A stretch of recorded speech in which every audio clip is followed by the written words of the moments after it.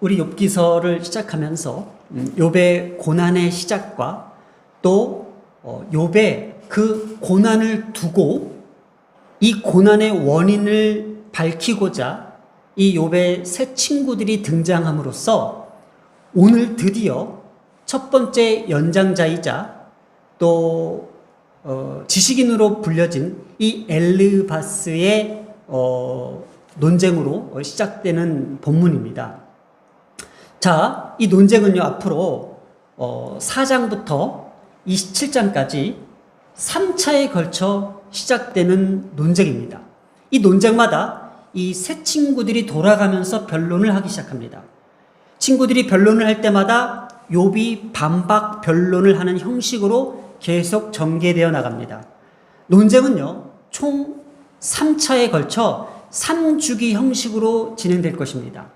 이렇게 총 3차에 걸친 논쟁은 발전적인 모습을 보이는 것이 아니라 서로 감정의 칼날만 날카롭게 세우면서 반복되어진다는 것입니다.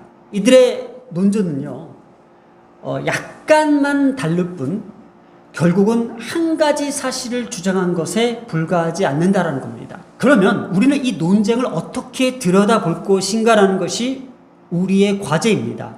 그런데 이 논쟁을 들여다보면요, 자신들의 경험적 지식만을 내세운 철학적 논조가 대부분이고요. 또 이것을 앞세워서 전통적으로 이러이러했다라는 그 단정적 논조, 그리고 인습을 강조한 가정적 논조로 주장을 펼쳐나간다는 겁니다. 이들은요, 우리가 현세를 살아가면서 벌어지고 있는 수많은 이 일들을 마치 기계적인 인과응보론에 근거하여 그의 원인이 어떤 죄에 있다고 주장하면서 욥에게 회개할 것을 촉구한다는 거예요. 따라서 욥은 반론을 하며 자기의 무죄를 변론하는 것에 집중하기에 급급한다는 거죠. 바로 이러한 인간의 한계를 다루고 있는 이 논조의 이 방식들, 이 논쟁의 이 방식들은요, 한 사람이 다른 사람의 주장에 대해서 강력하게 이의를 제기하고 있지만 그들은 종종 상대방이 말한 이 실제적인 이 내용에 그 이상의 것을 자신이 들은 것처럼 믿고서 거기에서 대응하는 공방을 벌인다는 것이 문제입니다. 그래서 이 모든 변론의 진행에는요, 처음에는 이렇게 담담하게 이렇게 동정으로 시작했어도 나중에는 저주하기에 이르는 격렬한 논쟁이 펼쳐진다는 것이 문제라는 겁니다. 자, 근데 오늘 이 엘리바스의 이 논점이 무엇인지를 우리가 한번 살펴보려고 합니다. 그래서 엘리바스의 논점은요, 욥이 자신의 태어남과 살아있음을 저주하고 죽기를 탄식하는 데 있어서 질책을 하고 있다는 거예요. 그래서 이 욥이 겪고 있는 고난은 욥의 범죄로 인한 인과응보론적인 결과라고 단정짓는다는 것이 이 엘리바스의 논점이었어요. 즉, 악은 반드시 징계를 받으며 인간은 천성적으로 부패하기 쉽고 악인의 번영은 일시적인 것이라고 주장하고 있다는 점입니다. 이 엘리바스의 논리는요, 인간의 한계성과 하나님의 절대적 공의에 대한 상선, 벌악, 선한 사람에게는 상을 주시고 악한 자에게는 벌을 주신다라는 하나님의 공의적 관점에서 이야기는 하고 있으나 여기에 대한 잘못된 이해를 지적하고자 오늘 성경은 우리에게 잘 생각해 보라는 겁니다. 하나님의 공의는요, 종말에 가서야 최종적으로 실현되는 것, 완성되어지는 것이지 현재 시점에서 하나님의 완성된 공의를 이루기 위해서 이 과정들을 겪고 나가는 데에 엘리바스가 이것을 지금 적용하며 끼워 맞춘다는 것은 하나님이 가지고 있는 모든 공의적 관점과 계획에 전혀 다른 이야기라는 거죠. 왜냐하면 이 욥의 개인의 특수한 상황에서 고려하지 않고 이야기하는 시작하고 있고, 하나님의 공의 실현의 논리에는 현재적 시점에서는 그대로 적용시켜서는 안 된다는 점입니다. 그래서 보세요. 오늘 엘리바스가 이렇게 시작합니다. 2장에 누가 내게 말하면 내가 실증을 내겠느냐? 누가 참고 말하지 아니하겠느냐? 누가 뭐뭐 하면 뭐뭐 하겠느냐? 누가 뭐뭐 아니하겠느냐? 조건 의문문, 수사 의문문이 결합된 형태로서 이렇게 이야기하고 있다는 거예요. 누가 말하면 너가 염증이 낫겠느냐? 만약 누가 감히 내게 말을 건넨다면 내가 잠잠하겠느냐? 하지만 누가 말하는 것을 금할 수 있겠느냐라는 거죠. 이게 엘리바스는 이 욥의 탄식의 소리를 듣고 이때다 싶어서 뭔가 지적하고 싶고 뭔가 자신의 의를 드러내고 싶었던 것 같아요. 옳은 말을 하고 싶었던 것 같아요. 이거죠. 아무리 너가 고통스럽고 이 형편이 어렵다 해도 지금 욥의 말과 태도와 관련해서 누구라도 나서서 이에 대하여 반드시 필요한 말을 해줘야 됐지 않았냐라는 것을 담고 있는 의문사라는 거죠. 그러니까 나라도 얘기를 해줘야 돼. 지금 너의 상태, 너의 모든 문제점을 내가 말을 해줘야 돼. 고통을 받더라도 이러한 이야기로 시작하고 있다는 거예요. 그러면서 이렇게 얘기하는 거예요. 3절과 4절은 욥이 과거에 어떻게 행해왔는지의 그 모습을 상기시키고 있어요. 욥은요, 과거에 타인을 위로하고 교훈했고 또 그들을 도와줬던 사람이었어요. 그러나 욥이 지금 현재 고난이 닥치자 절망에 빠져서 삶의 방향성을 잃고 탄식하는 것을 비판하기 위해서 엘리바스는 의도적으로 욥의 과거를 소환하기 시작합니다. 볼까요? 3절입니다. 보라, 전에 내가 여러 사람을 훈계하였고 손이 늘어진 자를 강하게 하였고 4절에 넘어진 자를 말로 붙들어 주었고 무릎이 약한 자를 강하게 하였거늘. 욥이 이런 사람이었어요. 여기서요, 무릎이 약한 자는 어떤 사람이냐면요, 일어설 수 없는 사람들, 경제적으로 구제불능인 사람들도 욥이 물신양면으로 자신의 호주머니를 털어서 도와줬다라는 내용입니다. 욥은요, 말로만 위로한 것이 아니라 내적으로 외적으로 경제적으로 선한 영향력을 준 인물이라는 것을 엘리바스 입에서 말하고 있는 이 의도는 무엇일까라는 거예요. 욥이 과거에는 너가 이렇게 선행을 잘해서 축복을 받은 건 사실이야. 하지만 지금은 너가 모르는 어떠한 그 범죄로 인해서 너가 이러한 불행을 갖게 된 것이라고 인과응보론적인 의문을 던지고 있다는 거예요. 그러면서 6절에도요, 욥의 현재적 모습을 이렇게 지적하고 있어요. 6절 볼게요. 내 경외함이 내 자랑이 아니냐, 내 소망이 내 온전한 길이 아니냐라고 하고 있죠. 우리가 욥기 1장 8절에서 잘 보았듯이 하나님께서 욥을 어떻게 평가하셨죠? 욥이 하나님을 경외하며 하나님을 경외했던 사람입니다. 그의 입술은 하나님을 욕하지 않고 비난하지 않고 저주하지 않은, 범죄하지 않았던 사람이었습니다. 그런데 엘리바스는 너가 하나님을 경외하는 것이 자랑 아니냐, 그러나 지금은 너는 하나님을 경외하지 않고 흔들리고 마치 하나님을 떠난 사람처럼 범죄자 취급을 한다는 것이 문제라는 거죠. 여기서요, 내 온전한 길이 있다라는 거예요. 이 길이 히브리어로 떼레크입니다. 떼레크. 이게 그 사람의 노선이에요. 너가 어떠한 노선을 타고 있는지, 이게 악한 길을 가고 있는지 의인의 길, 선한 길을 가고 있는지에 대한 이 떼레크는요, 지금 이렇게 단정 짓고 있다라는 게 문제죠. 욥은 하나님을 떠난 적이 없습니다. 욥은 자기 자신을 잃고 모든 재산을 잃었을 때도 입술로 하나님을 범죄하지 않았기 때문입니다. 단 인간이 비명소리, 어쩔 수 없이 인간이 갖고 있는 이 비명, 이 외침은 어쩌면 인간에게 갖고 있는 가장 본질적 본성의 문제라고요. 그런데 욥의 행동은 마치 악인의 길을 걸어가는 방향성을 상실했다는 이 잘못을 지적하고 있는 엘리바스의 시작이 문제라는 거죠. 왜 그러냐면요, 하나님께서 이끄시는 방향, 이 섭리, 이것을 모르고 그저 욥의 고난을 인과응보론식의 추정으로 이렇게 잘못된 방식으로 해석한다는 것이 문제라는 거죠. 그래서 7절과 우리가 9절을 보면요, 이렇게 인과응보론 원리를 절대시한 것은 하나님의 공의적 관점에서도 잘못된 것입니다. 하나님의 공의는 이 지금 불완전한 이 현세에서 그대로 적용시킬 수 있다고 생각했던 이 오판이었어요.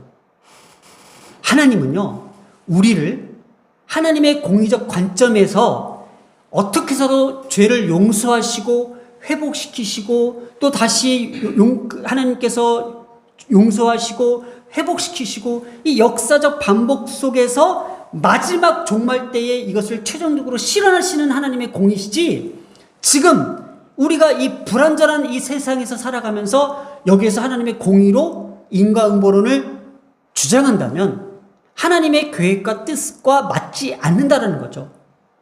왜 그러냐면요, 욥이 처한 고난의 이 특별성, 또 이 고난의 배후에서 주관하시는 하나님의 섭리를 우리 인간이 어떻게 다 알 수 있겠습니까?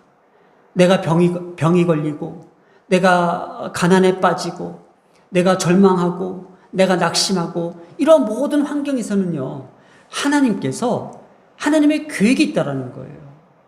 자신의 견해에 따라 모든 것을 이렇게 도식화하며 획일화시켰다라는 점, 그리고 자신의 판단에서 욥을 악한 범죄자로 단죄했다라는 점, 이렇게 엘리바스 주장 자체가 이렇게 세상의 불완전함을 인정하면서도 욥에게는요, 완전함을 요구하는 형평성을 유지하지 못했던 것도 저는 하나의 문제점이라고 보고 있습니다.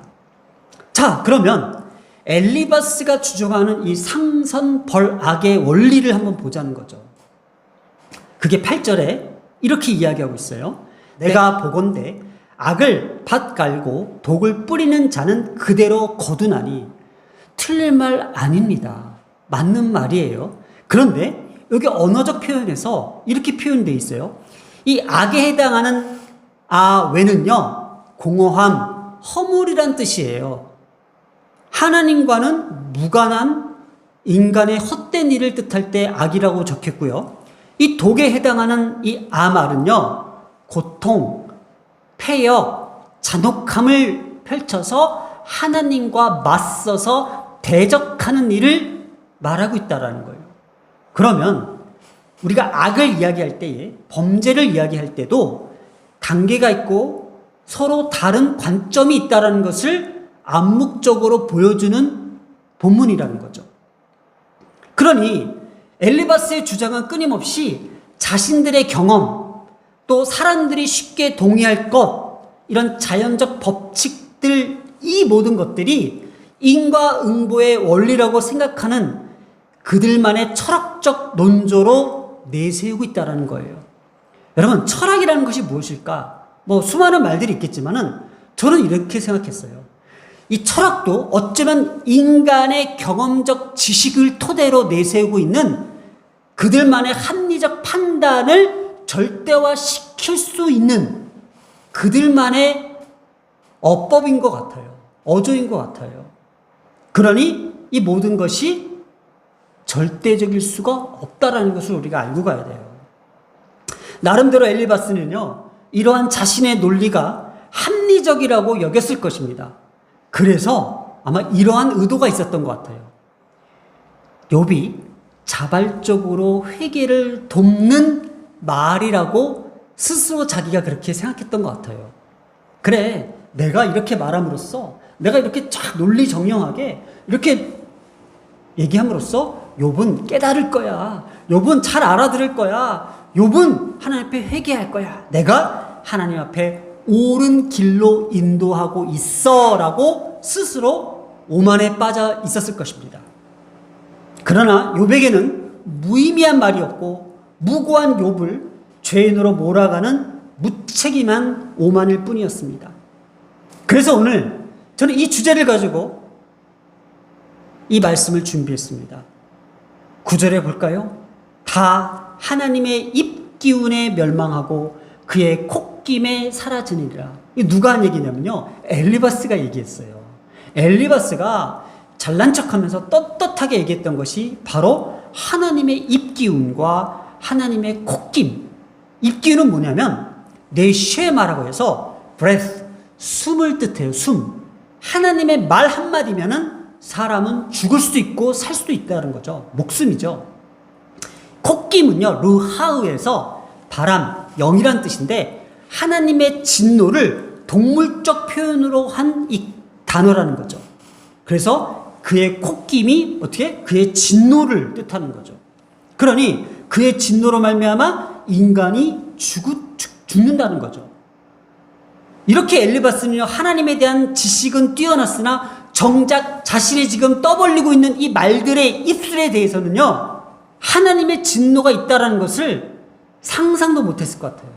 생각지도 못했다는 것이 그가 빠진 함정이었던 거예요. 그래서 오늘 이 주제를요, 우리가 잘 곡씹어 보려고 합니다. 바로 지금 하나님 말씀을 무한히 던지고 있는 제 입술에도 너무나도 적용시켜 보고 싶어서 정말 많은 시간을 투자해서 이 말씀을 준비했습니다. 우리의 입술에 나오는 수많은 말들이 우리 스스로가 굉장히 옳게 여길 때가 주의할 때입니다. 왜냐? 스스로 오만에 빠지면요, 절대로 빠져나올 수 없는 함정에 놓이게 된다는 거예요. 누구처럼? 이 엘리바스처럼. 자, 볼까요? 엘리바스가 이러한 비유로 그 함정에 빠지기 시작합니다. 이거 엘리바스가 이렇게 이야기합니다. 10절입니다. 사자의 우는 소리가 젊은 사자의 소리가 그치고 어린 사자의 이가 부러지며 11절에 사자는 사냥한 것이 없어 죽어가고 암사자의 새끼는 흩어지느니라. 보통 이 사자를 시가서나 예언서에서는 하나님의 권능을 비유할 때 사자라는 표현을 씁니다. 그런데 이것을 엘리바스는 포악한 성질, 즉 악인을 지칭할 때 썼다라는 거예요. 사자의 의미를 담는 내용이 다 달라요. 볼까요? 첫 번째 사자는요, 아르에 바로 사자를 나타내는 일반적 용어예요. 그냥 포악한 동물, 무서운 동물. 그리고 샤할, 이렇게 시 문학에서 주로 사용되는 용어인데요. 외치다, 울부짖다, 마치 사자가 화가 나서 표효하듯이. 그리고 케피림, 이 어린 사자가 철이 없이 혈기왕성해서 되게 공격성 있고 물불 안 가리고 달려드는 그러한 표현을 쓸 때에 쓰는 단어입니다. 그 다음에 라위시, 강하고 용맹한 의미로 힘센, 아주 무서운 이런 걸 뜻할 때 쓰는 그 용어입니다. 마지막으로 라버는 여성 명사로 쓰여졌는데 암사자를 가리킵니다. 자, 이렇게 이 악함을 표현하는 사자를 5가지의 용어로 섞어서 썼다라는 의미는 여러분 어떠한 생각이 듭니까? 이렇게 짧은 문장에도 사자를 지칭하는 서로 다른 의미를 쓰였다는 것은 악인을 우리가 표현할 때에 여러 종류의 형태로 구분짓고 있다는 거잖아요. 그러면 어떻게 지금 욥이 자신의 갖고 있는 이 육체적 고통을 그래도 친구들이 멀리서 와가지고 자기를 위로하려고 왔을 때에 나도 모르게 그들 앞에서 하소연하듯이 뭔가 나의 고통을 알아달라고 했던 그 비명의 소리를 이런 식으로 공격할 수 있냐라는 거죠. 이런 식으로 단정 지을 수 있냐라는 거죠.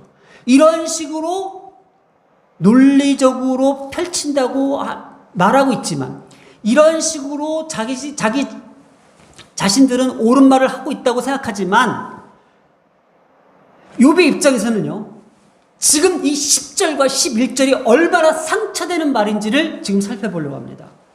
지금 엘리바스의 입에서는요, 이런 얘기가 나왔던 거죠. 강한 사자가 움킨 것이 없다라는 뜻은요, 악인은 겉으로는 사자처럼 능력 있어 보여질지 모르지만 결국 아무런 소득도 누리지 못할 거라는 거예요. 너가 예전에는 얼마나 많은 재물을 취하고 있으며 얼마나 많은 부를 누리고 있었는지 모르지만은 지금 봐봐. 너는 아무것도 없는, 움켜진 것도 없이 빈털터리가 되어 있어 라고 비난하는 거라는 거예요. 조롱하는 거예요. 그러면서 암사자 새끼가 흩어졌다라는 건 뭐예요? 악인의 후손들도 형벌을 면치 못한다는 말은 욥 역시 사자처럼 능력 있어 보였고 한때는 강성한 세력을 유지했지만 그의 죄악으로 인하여 하나님의 심판을 지금 받아서 모든 것을 잃고 뭐예요? 그가 사랑했던 그 10 자녀들까지 모조리 비참한 죽음을 당한 것, 이것이 너의 죄에 대한 결과야 라고 인과응보론적으로 지적하는 말인데 이게 얼마나 그 상처가 되는 말인가를 한번 생각해 보자라는 거예요. 이 논조를 보면서 제 자신을 다 많이 돌아봤습니다. 너희들이 잘 되기 위해서 이런 말 했던 거야.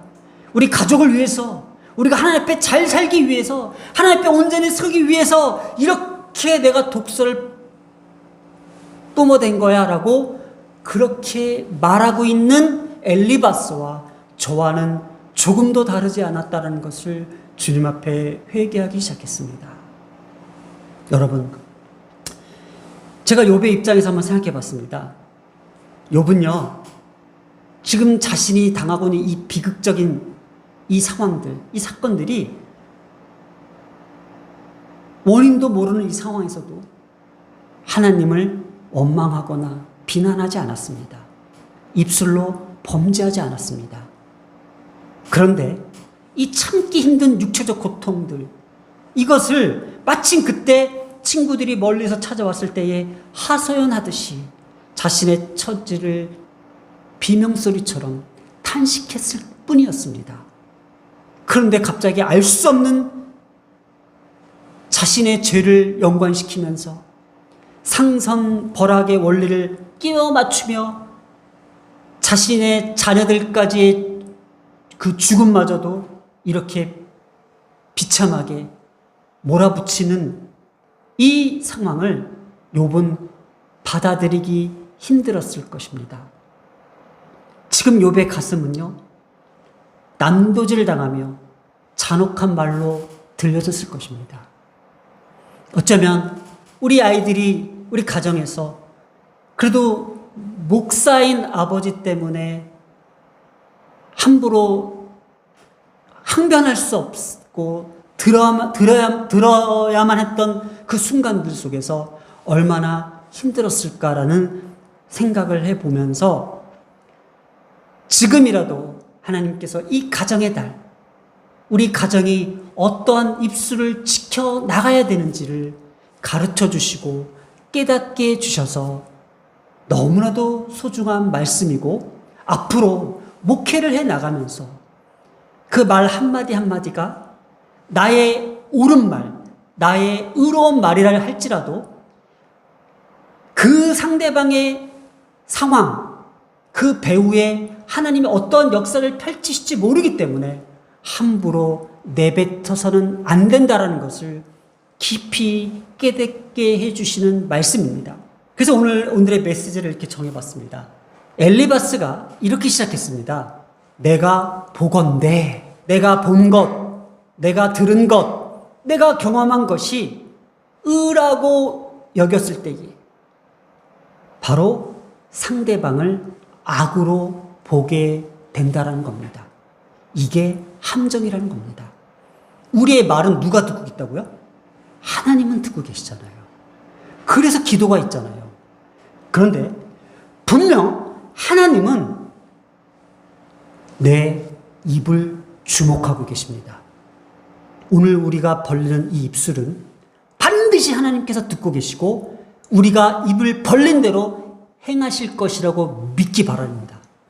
사랑과 은혜가 많으신 하나님 아버지, 오늘도 우리 가정과 또 우리 자녀들에게 입술에 파수꾼을 세워주시어서 잘못 나오는 말들, 또 잘못 내뱉는 그 말 한마디 한마디를 우리 스스로가 절제하고 제어할 수 있는 능력을 주시옵소서.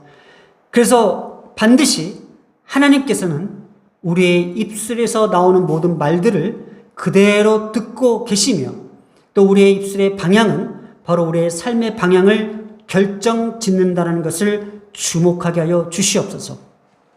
오늘도 우리 입술이 주님께 연락되기를 소원하며 이 모든 말씀 우리 주 예수님의 이름으로 기도드렸습니다. 아멘.